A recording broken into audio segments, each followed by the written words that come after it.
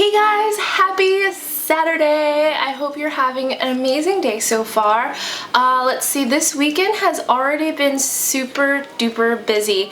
This morning I filmed a live cooking demo on Sweeten. It's actually my first time doing a live demo and it was a little bit nerve-wracking. I was shaking the whole time. I don't know, when you're doing something live, you feel like you're on the spot and you have to get things right, but things definitely went wrong. Well, one thing went wrong. My knife broke in the middle of cutting like the hero shot when you display the final beautiful thing.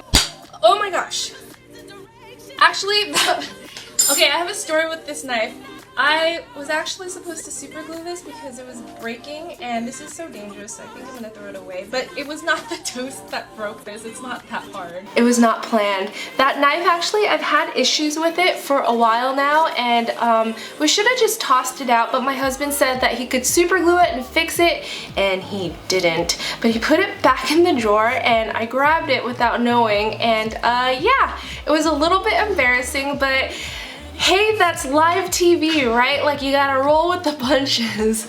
Oh, anyways, I wanted to show you guys, I made this yummy honey toast on there, and then I also showed everyone how to make DIY matcha ice cream, which was so good, and it's so easy. I've actually just stuck this in the fridge to get ready for filming, and it still holds up. That's how good this ice cream is. If you guys are interested in watching that live feed, I think it's still on the Sweeten Facebook page, so SWEETEN on Facebook, so just go search for it and then you can just see my whole live feed there. It was a little bit difficult for me to be live and putting myself out there because the sad thing was there was a lot of haters. I tend to deal with haters a little bit hard. It really gets to me, even though there were so many nice comments out there. The haters are the ones that like kind of cut through my soul the most. And you know, when you put yourself out there on the internet, it's expected. I should learn how to have a thicker skin, but somehow it just, you know, it bothers me a little bit and I just kind of have to deal with it and learn how to accept it. My husband, he taught me something. He said, don't worry about it. It's not something that you could really control, even with your friends. And he broke it down for me this way. 25% of the people you meet will like you. 25% of the people you meet will at first not like you, but then grow to like you. 25% of the people in your life will like you and then not like you over time. And then 25% of the people you meet just won't like you. So you just have to accept that and move on. Like, you can't please everybody, so don't let it get to you so much. And poor Nate, he's the one that actually has to hear the most of it. Like, why did they say this? And he's just like, you just have to deal with it. But okay, I'm learning to deal with it. I don't know, I think it stems from growing up. I was bullied a lot for having like a weird name and just being like a shy kid. It's always been something that I've always had to deal with, especially in middle school. That's when my parents put me into karate school because they wanted me to defend myself, because I remember one day during the summer we were all walking, my family, we were walking our dogs just to like the neighborhood ice cream store to get ice cream, and a pack of I thought were my school friends, a pack of them were all hanging out together, and then they started singing All I Wanna Do Is a Zoom, a Zoom, a Zoom, and a Boom Boom, and I hate that song. Anyways, in school that was how they made fun of me. They said my name sounded like Zoom, but it was Zung. I thought I was so bold and I was like, shut up, don't call me that. And then like a pack of them decided to ambush us with my parents there. Like, it was crazy with my dog. She got so scared. They started to ambush me and they were like running on each side of us, like from each end, and just kind of like ambushing us singing that. So as you can see, it's like stamped into my personality, and I just, you know, it's just something that I have to deal with. Sorry guys, things can get a little bit emotional sometimes. I'm sorry, just, you know, life happens. Okay, moving on. So I wanted to give you guys a little bit of a behind the scenes on my Mary Glazed donuts yesterday.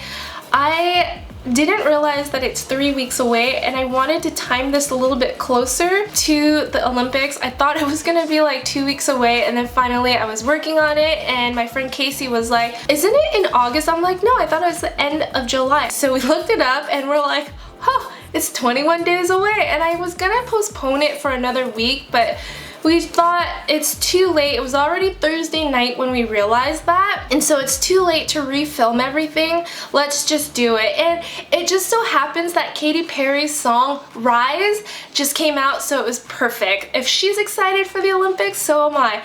And also, amazing marketing team for Katy Perry. Yesterday I was driving and I saw hashtag Rise, hashtag Rise, hashtag Rise all over the sky.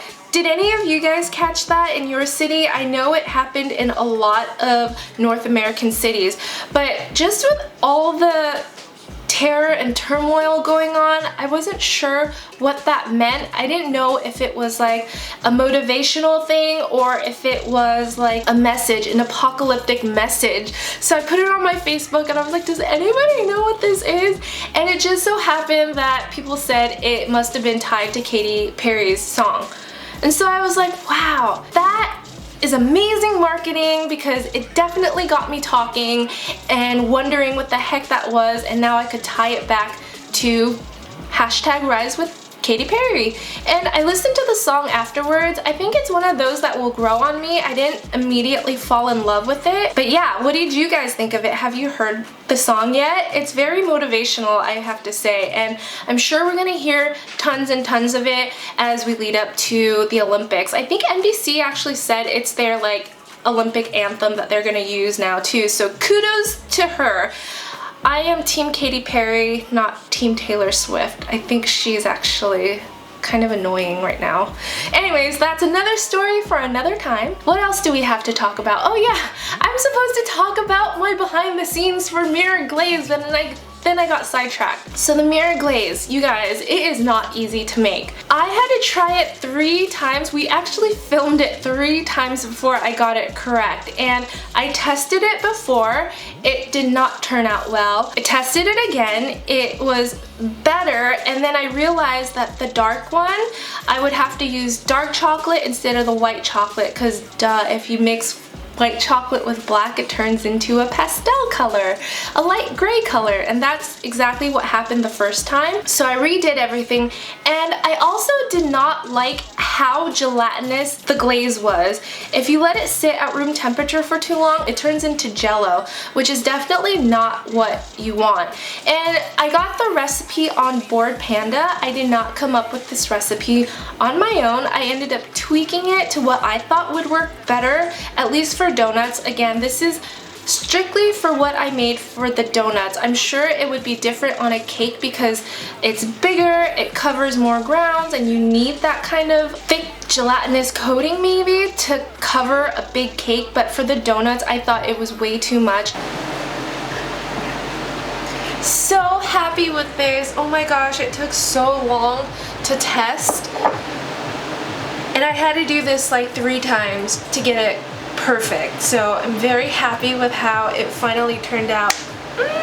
So shiny and beautiful. Yes. And Rachel, you asked why I used cups for the donuts and grams for the glaze. The cups for the donuts, that was my personal recipe. I came up with this for the matcha donuts, and I made this into a vanilla donuts, and for me, using cups is just always better.